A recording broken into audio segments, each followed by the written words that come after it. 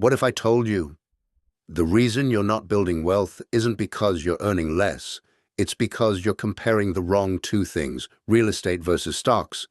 Everyone argues about it, but almost nobody understands what's actually happening underneath. And by the end of this video, you'll realize something uncomfortable.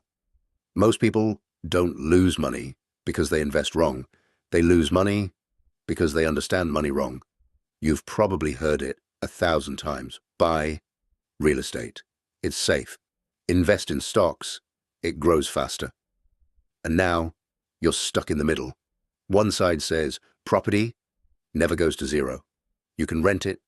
It builds long-term wealth. The other side says stocks compound faster. You can start small. It's more liquid. So what do? Nothing. You stay stuck. You keep scrolling videos, watching advice, and doing absolutely nothing with your money. And here's the dangerous part. While you're confused, time is doing something very clear. It's making rich people richer. Let me show you something real. Two people start at the same time. Person A buys a small plot of land. Everyone calls him smart. Person B starts investing small amounts in stocks. Everyone calls him risky. Fast forward 10 years. Person A feels safe, but his money is locked. He needs down payment, taxes, maintenance, time to sell. His wealth is real, but slow. Person B, he's been investing monthly. Some years were bad, some years were amazing, but he kept going. Now his portfolio compounds quietly, without anyone noticing. And here's the twist. Both think they're right, but only one understands the system they're playing in. Let's break the illusion, because this is not a which is better debate. It's a system comparison. Real estate feels safe because you can see it, you can touch it. It doesn't disappear overnight. But here's what people don't calculate. Real estate has hidden friction. Entry cost is high. Selling takes time. Liquidity is low. Maintenance drains. Cash market cycles are slow. So what happens? People confuse stability with growth. But stability doesn't always mean wealth acceleration. It often means slow capital movement. Now stocks. Stocks feel dangerous because prices move every second. News creates panic. Crashes are visible. But here's what people ignore. Stocks are built for compounding, low entry barrier, high liquidity, global diversification, automatic reinvestment potential. But the real problem is not stocks. It's behavior. People panic. People sell early. People chase hype. So, stocks don't fail people.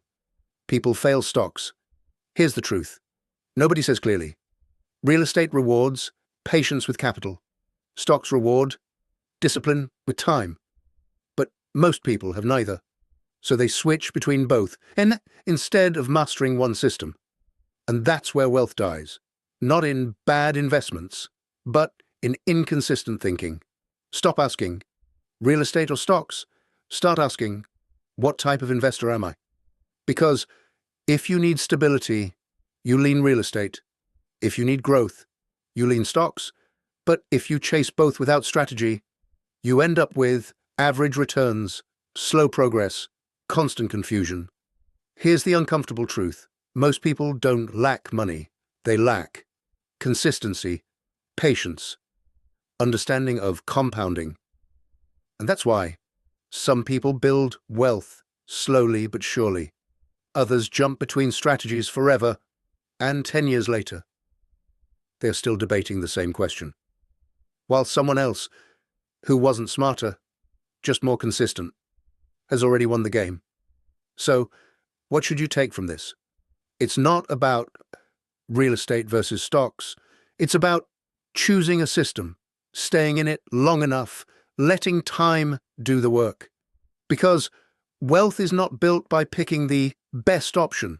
It's built by not quitting the option you picked. If this made you rethink how you see money, then understand this. You don't need more options. You need more clarity. And clarity only comes when you stop switching paths and start walking one properly.